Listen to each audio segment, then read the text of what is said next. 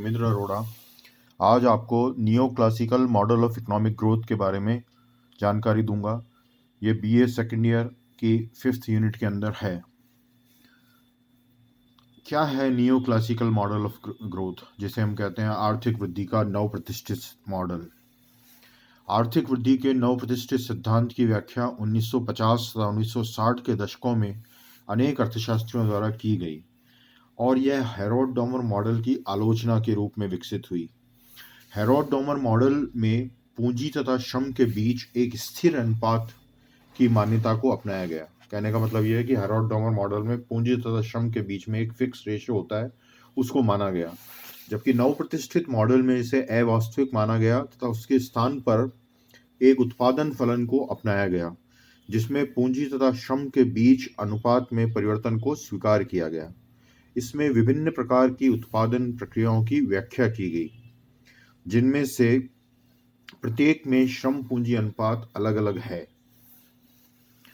एक दिए हुए पूंजी स्टॉक की स्थिति में यदि उत्पादन में श्रम को अधिक लगाया जाता है तो उससे उत्पादन श्रम अनुपात में ह्रास तथा उत्पादन पूंजी अनुपात में वृद्धि होगी।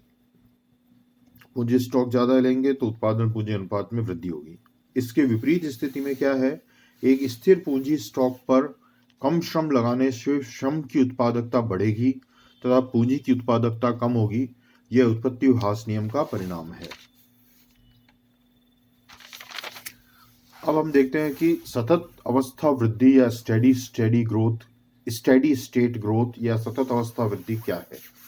आर्थिक वृद्धि का नव प्रतिष्ठित मॉडल संतुलन वृद्धि या इक्विलिब्रियम ग्रोथ की धारणा से संबंधित है, जिसमें उत्पादन, जनसंख्या, पूंजी स्टॉक, बचत, निवेश और तकनीकी प्रगति जैसे सभी चर या तो एक्सपोनेंशियल रेट से बढ़ते हैं या स्थिर रहते हैं।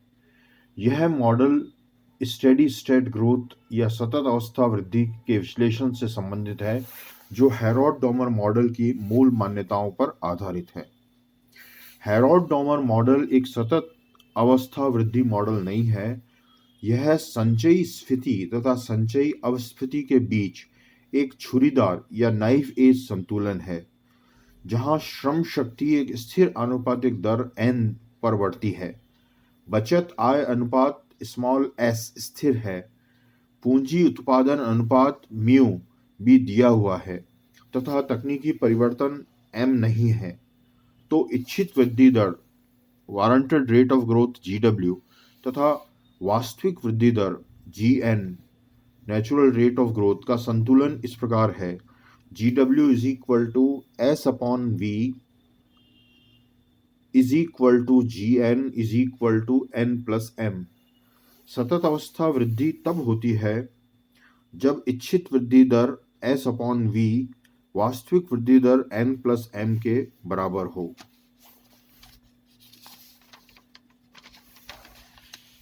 किंतु स्मॉल s, म्यू, n तथा m जो है स्वतंत्र स्थिरांक होने पर अर्थव्यवस्था की पूर्ण रोजगार की अवस्था में सतत वृद्धि का कोई उचित कारण नहीं है। नव प्रतिष्ठित सिद्धांत में इन चरों के लचीलेपन फ्लेक्सिबिलिटी की व्याख्या इस प्रकार की गई है। पहला, श्रम शक्ति की वृद्धि दर का लचीलापन, flexibility of rate of increase in labour. John Robinson तथा कादन जैसे अर्थशास्त्रियों ने सतत वृद्धि के साथ साथ बेरोजगारी की स्थिति को भी स्वीकार किया है। पूर्ण रोजगार पर श्रम शक्ति की वृद्धि दर की मान्यता को इस शर्त के द्वारा हटा दिया गया है कि रोजगार की वृद्धि n से अधिक नहीं होगी। सतत वृद्धि के लिए S upon mu is equal to n का होना आवश्यक नहीं है, बल्कि संतुलन वृद्धि S upon V less than n के अनुरूप है। S upon mu is equal to n की स्थिति को जॉन रॉबिन्सन ने स्वर्ण युग माना है, जबकि काहन इसे विजात स्वर्ण युग या बास्टर्ड गोल्डन एज कहता है। विजात स्वर्ण युग में पूंजी संचय की दर S अपॉन म्यू जनसंख्या वृद्धि दर से कम है। इससे बेरोजगारी बढ़ती है तथा स्फीति के दबावों के कारण पूंजी स्टॉक तेजी से नहीं बढ़ता है। दूसरा हम देखना चाहते हैं flexibility of capital output ratio क्या है, या पूंजी उत्पादन अनुपात जिसे हम म्यू कह रहे हैं का लचीलापन। हेरोड डॉमर मॉडल की अपरिवर्तित पूंजी उत्पादन अनुपात की मान्यता यह प्रकट करती है कि पूंजी उत्पादन की एक इकाई का उत्पादन करने के लिए पूंजी तथा श्रम की वांछित राशि स्थिर है। सोलो तथा स्कैन दोनों ने अपने वृद्धि के मॉडलों को परिवर्ती पूंजी उत्पादन अनुपात के साथ निर्मित किया है, जो कि सतत अवस्था वृद्धि को व्यक्त करता है। सोलो तथा स्कैन द्वारा की गई व्याख्या में पूंजी उत्पादन अनुपात को पूंजी तथा श्रम की स्थानापत्ति तथा पूंजी श्रम अनुपात की वृद्धि करने से बढ़ाया जा सकता है, तथा इच्छित दर S अपॉन म्यू को वास्तविक दर N प्लस M के बराबर किया जाता है। यदि इच्छित वृद्धि दर वास्तविक दर से अधिक हो जाती है, that is S upon mu greater than N plus M, तो अर्थव्यवस्था पूर्ण रोजगार सीमा से निकलने का प्रयास करती है। इस स्थिति में पूंजी की अपेक्षा श्रम अधिक महंगा हो जाता है, जिससे श्रम बचत तकनीक को प्रोत्साहन मिलता है। इससे पूंजी उत्पादन अनुपात बढ़ता है तथा S अपॉन म्यू का मूल्य कम हो जाता है। यह क्रम तब तक चलता है जब तक कि यह N प्लस M के अनुरूप नहीं हो जाता। दूसरी ओर यदि इच्छित वृद्धि वास्तविक वृद्धि दर से कम हो जाती है, that is S upon mu less than N plus M, तो श्रम सरप्लस वास्तविक मजदूरी दर को वास्तविक ब्याज दर की अपेक्षा कम कर देगा। ऐसी स्थिति में अधिक श्रम प्रोत्साहन तकनीकों को चुना जाता है, जो पूंजी उत्पादन अनुपात म्यू को घटाती है तथा S अपॉन म्यू को बढ़ाती है।